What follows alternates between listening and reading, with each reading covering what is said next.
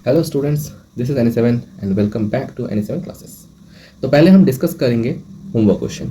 जैसा कि आप पहले क्लास में भी देखें कि पहले हम लोग क्या करते हैं, होमवर्क क्वेश्चन करते हैं, फिर कुछ नए क्वेश्चंस को हम लोग यहाँ पे सॉल्व करेंगे। तो आज भी कुछ नए क्वेश्चंस मिलेंगे जिसके बेस के ऊपर ये क्लास रहेंगी और हम पहले यहाँ पे सॉल्व करते हैं और इसका सॉल्यूशन बताते हैं। अगर आपका आंसर होमवर्क क्वेश्चन का सही आया है तो बहुत बेहतर, अगर नहीं आया तो आप यहाँ पे समझ सकते हैं कि कैसे ये बन रहा है। हम पूरी उम्मीद या आशा रखते हैं कि आप यहाँ पे क्वेश्चन बना चुके होंगे और इसका आंसर भी आप अब देख सकते हैं कि आंसर आपका यहाँ पे क्या आ रहा है, नहीं आ रहा है। ठीक है, तो स्टूडेंट्स अभी हम डिस्कस कर लेते हैं होमवर्क क्वेश्चन। तो ये जो हमारा पहला क्वेश्चन था होमवर्क का, 4x + 1/5x इसका होल स्क्वायर। तो इसको हम सॉल्व करेंगे a + b का होल स्क्वायर के ऊपर। जो हमारा फॉर्मूला था a² + 2ab + b², जो हमारा फॉर्मूला था, इसी फॉर्मूला के ऊपर हम बेस करके यहाँ पे जो सम कर सकते हैं 4x का whole square plus 2 into 4x। 4x क्यों? क्योंकि यहाँ पे a के टर्म पे 4x लिखा हुआ है और b के टर्म पे यहाँ पे 1/5x लिखा हुआ है। तो इसको हम लिख लिया है यहाँ पे प्लस 1/5x का होल स्क्वायर। तो अगर 4x का होल स्क्वायर होता है तो 16x² निकल जाता है। यहाँ पे x से x वैसे यहाँ पे कैंसिल आउट हो रहा है, जैसे हमने पिछले क्लास में हमने देखा था कि यहाँ पे x और x जो है कैंसिल आउट हो रहा है। अगर यहाँ पे न्यूमरेटर और डिनोमिनेटर का ऐसा कुछ रहा तो यहाँ पे 2 4 8 हो जा रहा है और 5 यहाँ पे नीचे बैठ जा रहा है, मतलब डिनोमिनेटर में। तो 1/5x का होल स्क्वायर कितना हो जाएगा? 1 का स्क्वायर तो 1 ही होता है और 5x का होल स्क्वायर मतलब 25x²। तो ये हमारा आंसर यहाँ पे आ चुका है। अगर आपका आंसर यही आया है पिछले क्लास में, अगर आप वीडियो देखे होंगे तो आपको क्वेश्चन का ये वाला कमेंट में आप आंसर दे भी चुके होंगे। नेक्स्ट यहाँ पे क्या है? नेक्स्ट यहाँ पे जो हमारा सवाल था दूसरा, इस सवाल का आपका बन रहा है जो आंसर मैं पहले वो बताता हूँ। 9p² / 16 - 5pq/4 plus 25q² / 36। तो ये हमारा यहाँ पे आंसर बन रहा है। किस फॉर्मूला पे आपका बना है सवाल? a - b का होल स्क्वायर, a - b का होल स्क्वायर। तो a - b का होल स्क्वायर का फॉर्मूला क्या होता है? a² - 2ab + b²। तो a² - 2ab + b² के ऊपर ही हम लोग यहाँ पे भी किए हैं a² - 2 × a × b + b²। तो ये हमारा जो सम्स बना है ये भी सम्स इसी तरह से बना है। यहाँ पे 2 से 4 कैंसिल आउट हुआ है, 3 से 6 भी कैंसिल आउट हुआ है। तो पूरा पूरी नहीं गया है, लेकिन 2 2 4 होता है, 3 से यहाँ पे 6 में आ जाता है। तो ये हमारा यहाँ पे ऊपर बच गया सिर्फ, मतलब न्यूमरेटर में बच गया सिर्फ मेरा 5 और नीचे यहाँ पे 2 × 2 हो जाता है 4 और कुछ यहाँ पे नहीं बचा है। तो इसका स्क्वायर निकाले तो इतना बना, इसका स्क्वायर निकाले तो इतना बना, क्योंकि 6 का स्क्वायर 36, 5q का स्क्वायर 25q², 3p का स्क्वायर तो 9p² और 4 का स्क्वायर 16। तो ये हमारे यहाँ पे सेकंड होमवर्क का भी आंसर आ जाता है। अब अगर हम लोग चलते हैं कि मतलब कुछ नए क्वेश्चन करने के लिए, तो उन क्वेश्चन को हम लोग कैसे करेंगे? उन क्वेश्चन को करने के लिए अब उन क्वेश्चन से आपको पहले बताना पड़ेगा कि वो क्वेश्चन है कैसा। तो वैसा क्वेश्चन अब आपके सामने आएगा कि ये क्वेश्चन कैसे कैसे हम लोग बनाएंगे। तो पहला क्वेश्चन जो आपको बनेगा वो इस टाइप का क्वेश्चन मिलेगा, 2a + 3b - 4c का होल स्क्वायर। तो ये आप क्वेश्चन देख सकते हैं कि ये क्वेश्चन आपका बनेगा कैसे। यहाँ पे अभी तक हम लोग जो किए हैं उसमें हम लोग 2 टर्म देखे हैं, लेकिन यहाँ पे अब 3 टर्म आ चुका है, जिसको हम लोग as a polynomial of trinomial भी कह सकते हैं। तो इसका स्क्वायर कैसे करेंगे? With the help of the previous formula. ठीक है, जैसे अगर हम लोग a + b का होल स्क्वायर मान लेते हैं या a - b का होल स्क्वायर मान लेते हैं, तो ऐसा टर्म है, हम लोग इसको कैसे करेंगे? तो चलिए इसको देखते हैं कैसे कर सकते हैं। तो पहले यहाँ पे ना हम क्या करेंगे, 2a + 3b - 4c। तो क्या हम यहाँ पे मान सकते हैं कि 2a + 3b इसको एक टर्म या 3b - 4c इसको एक टर्म? तो हम अगर मान लेते हैं कि इसी को एक टर्म अगर मान लेते हैं, इस चीज़ को, इस पूरा चीज़ को अगर एक टर्म मान लेते हैं, तो कैसे सम बनेगा? अगर ये मेरा एक पूरा टर्म है, मान लीजिए ये 2a + 3b ये मेरा एक पूरा टर्म है और ये मेरा एक दूसरा टर्म है, तो हमको क्या मिलेगा? इसको मान लेते हैं ये मेरा a था और ये मेरा b है। ठीक है, तो ये मेरा a बन गया, ये मेरा b बन गया। तो यहाँ पे ये पूरा टर्म जो है a बना हुआ है, ये पूरा टर्म b। तो हमको यहाँ पे फॉर्मूला क्या दिख रहा है? a - b का होल स्क्वायर, a - b का होल स्क्वायर। तो a - b का होल स्क्वायर हमको इजीली फॉर्मूला पता है, जहाँ पे क्या होता है a²। अब हमने a² की जगह पे क्या लिखा है? 2a + 3b। तो 2a + 3b का होल स्क्वायर। क्यों? क्योंकि a की जगह पे यहाँ पे क्या है? पूरा हमने 2a + 3b को मतलब सपोज यहाँ पे हम लोग पकड़ लिया कि ये वाला मेरा पूरा टर्म क्या है? a है। हम इसको भी मान सकते हैं a टर्म, या पूरा पूरी हम लोग इसको मान सकते हैं b टर्म। तो किसी एक टर्म के साथ इसको हमको इंक्लूड करना ही पड़ेगा जो बीच का हमारा टर्म है। तो यहाँ पे हमने क्या किया? 2a + 3b। तो 2a + 3b का होल स्क्वायर यहाँ पे हमारा बन चुका है a² माइनस क्या होता है? -2 × a। यहाँ पे हमारा क्या है? a यहाँ पे हमारा है 2a + 3b। तो यहाँ पे पहले लिख लेते हैं 2a + 3b इंटू में क्या लिखेंगे? 4c, क्योंकि यहाँ पे हमारा 4c है जो वो b की जगह पे लिखा हुआ है। ठीक है, यहाँ पे हमारा दूसरा क्वेश्चन है, ये दूसरा क्वेश्चन भी हम अभी सॉल्व करेंगे। पहले पहला क्वेश्चन कर लेते हैं। पहला क्वेश्चन में हमारा क्या बन जाएगा? 2a + 3b का होल स्क्वायर -2ab, फिर क्या हो जाएगा? +4c का होल स्क्वायर। आई होप आपको इतना समझ में आया होगा, आप इतना समझ पाए। A square minus 2ab plus B square. तो चलिए इसमें अब यहाँ पे थोड़ा सा ब्रेकडाउन क्या करना पड़ेगा। अब आपको यहाँ पे दिख रहा है कि ये भी तो एक फॉर्मूला बन गया, ए प्लस बी का होल स्क्वायर, जिसको मैंने शायद किया भी हुआ है, या ऐसे सम्स तो हम लोग बहुत किए हैं। ए प्लस बी का होल स्क्वायर ऐसे बनता कैसे है, तो ए प्लस बी का होल स्क्वायर कैसे बनता है इसको बाद में सॉल्व करते हैं। पहले यहाँ पे थोड़ा ब्रेकडाउन कर लेते हैं इस चीज़ को। तो यहाँ पे लिखते हैं 2a प्लस 3b का होल स्क्वायर। ठीक है, अभी तक इसको ऐसे ही रखते हैं, इसके बाद इसको सॉल्व करेंगे। माइनस यहाँ पे क्या हो जाता है 2 इंटू 4c, 2 इंटू 4c हो जाता है आपका 8c। 8c के साथ अगर 2a मल्टीप्लाई होता है तो कितना हो जाता है आपका 8 इंटू 2 16, आपका आ गया 16, और a इंटू सी ए सी।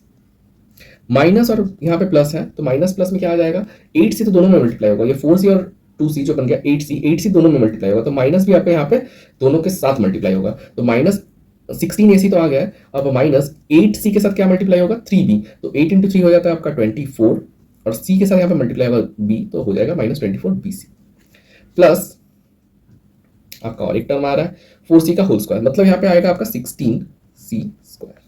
चलिए इसका तो हम लोग सॉल्व कर चुके हैं, अब ये बच गया, तो ये इसको भी हम लोग अभी सॉल्व करेंगे। कैसे करेंगे 2a प्लस 3b, तो 2a प्लस 3b का हम लोग क्या जानते हैं कि यहाँ पे आप देख सकते हैं कि a प्लस b का होल स्क्वायर। अब इसको बार बार जितना बार हम रिपीट करेंगे, जितना बार हम रिवीजन करेंगे, इसको हम फॉर्मुला ऐसे ही याद हो जाएगा, आपको फॉर्मुला अलग से याद करने का जरूरत नहीं पड़ेगा। अगर आप सॉल्व क्वेश्चन को अच्छे से रिवीजन करें, अच्छे से आप सॉल्व करें, रिपीटेशन से अगर आप कर सकते हैं इस चीज़ों को, तो आपको यहाँ पे मतलब अलग से फॉर्मुला याद करने का कोई जरूरत नहीं है, तो आपको फॉर्मुला ऐसे ही दिमाग में सेट हो जाएगा।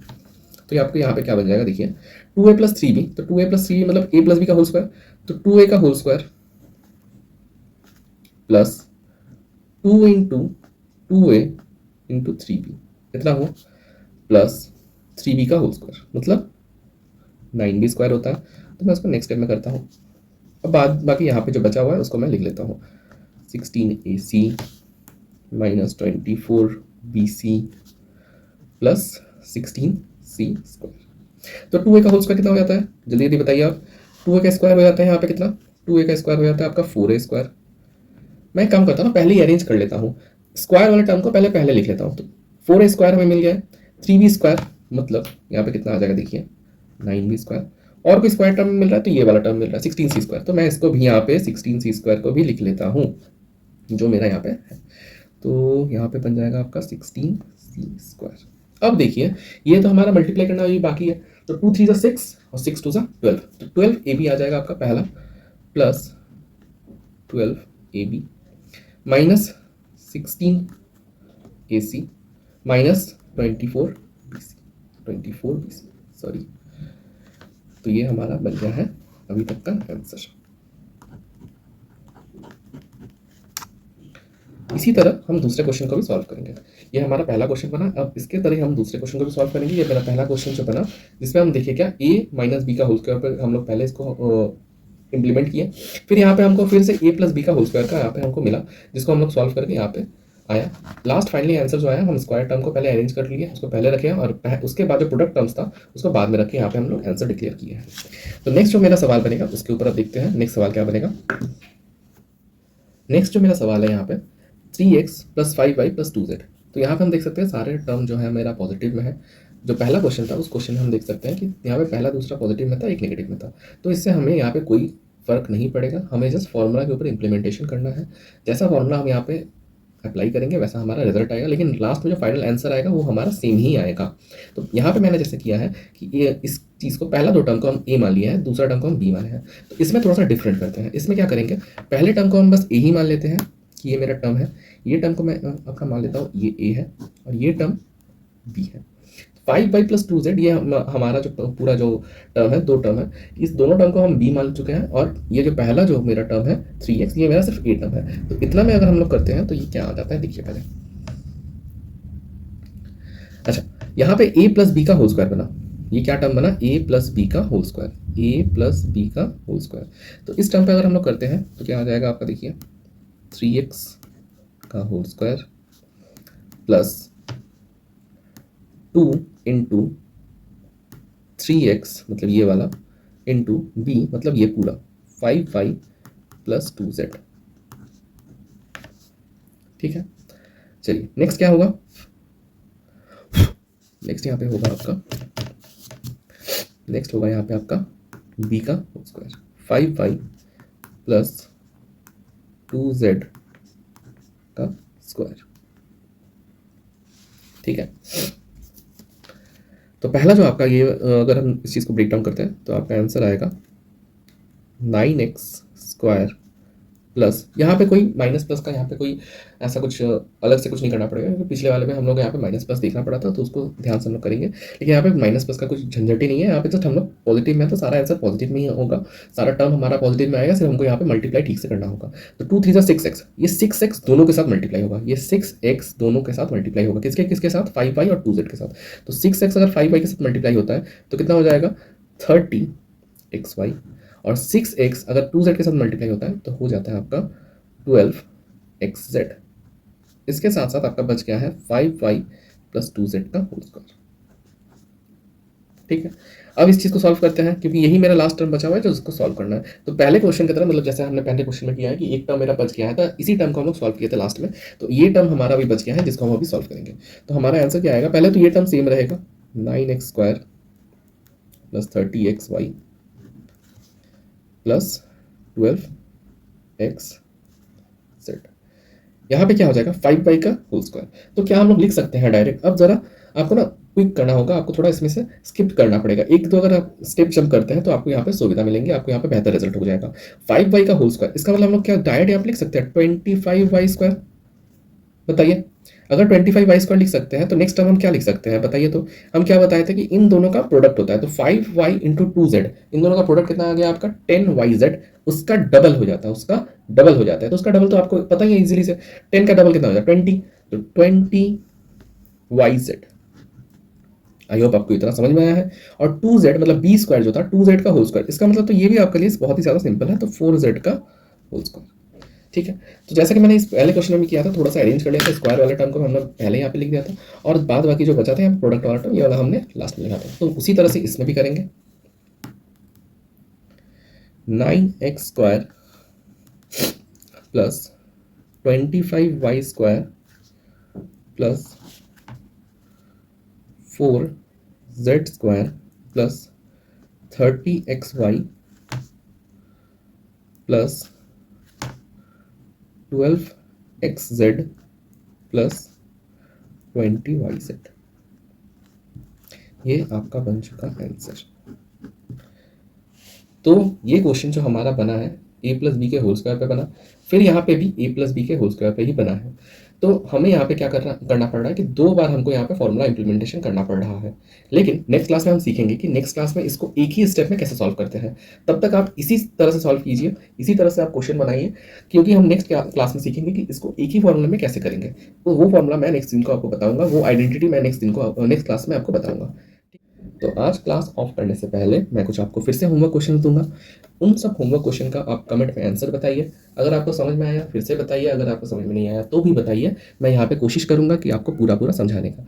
जिस चीज़ का मैंने रिस्पॉन्सिबिलिटी आपसे लिया है कि आप यहाँ पे मैथ कीजिए, मैथ समझिए, कि जिस चीज़ के लिए मैं यहाँ पे हूँ आपको समझाने के लिए। जैसे कि आज हमने किया कि ये पहला क्वेश्चन कैसे बना और ये दूसरा क्वेश्चन कैसे बना, इसी क्वेश्चन के ऊपर बेस करके मैं यहाँ पे होमवर्क क्वेश्चन भी रख रहा हूँ। और नेक्स्ट क्लास में हम डिस्कस करेंगे, जो मैंने पहले भी कह दिया है कि यहाँ पे हम लोग एक ही फॉर्मूला के ऊपर कैसे हम इस सम्स को करेंगे। यहाँ पे हमें इतना लेंदी प्रोसेस नहीं करना पड़ेगा। तो चलिए आज का होमवर्क क्वेश्चन देख लीजिए और कमेंट में बताइए कि आपका आंसर क्या क्या होगा। तो जैसा कि आप देख सकते हैं कि यहाँ पे होमवर्क क्वेश्चन लिखा हुआ है। ये पहला क्वेश्चन है आपका x plus 2y minus 3z का होल स्क्वायर। ये आपका दूसरा क्वेश्चन रहा a माइनस बी का होल स्क्वायर, सॉरी वो तो मैंने पहला जो हमारा फॉर्मूला है दूसरे फॉर्मूला के ऊपर बना हुआ था, a minus B plus 5c का होल स्क्वायर। तो आपको यहाँ पे कुछ भी टर्म मिले, आप इसको भी सिंगल टर्म ले सकते हैं, इसको भी सिंगल टर्म ले सकते हैं, b को किसी के साथ भी आप रख सकते हैं। तो मैं सजेस्ट करूँगा a माइनस बी को आप पहला टर्म में रखें, जिससे आपको थोड़ा सा हेल्प मिलेगा, क्योंकि नेक्स्ट क्लास में मैं बताऊँगा कि कैसे क्या बन रहा है। यहाँ पे तीसरा क्वेश्चन है, यहाँ पे वो भी दिया हुआ है 2m plus n plus 5k इसका होल स्क्वायर। इसको भी आप सॉल्व कीजिए और कमेंट में आंसर बताइएगा। और चौथा क्वेश्चन यहाँ पे दिया हुआ है 3p plus 4q plus r का होल स्क्वायर। तो इसको भी आप सॉल्व कीजिए और सॉल्व करने के बाद आप बताइए कि यहाँ पे आपका आंसर कितना आ रहा है। तो आज की क्लास में हम लोग क्या सीखे हैं कि 3 टर्म जब रहता है, मतलब 3 टर्म का हम लोग जैसे पॉलिनोमियल है तो उसका हम लोग कैसे फॉर्मूला बेस्ड पे हम लोग कर सकते हैं। तो ये आपके लिए यहाँ पे होमवर्क रहा, पहला क्वेश्चन, ये दूसरा, ये आपके लिए रहा तीसरा, ये आपके लिए तीसरा रहा और ये आपका चौथा।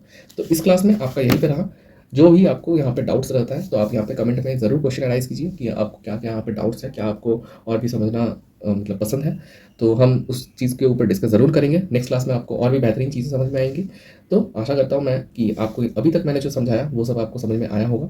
तो इसी चीज़ के ऊपर मिलते हैं आप नेक्स्ट क्लास में।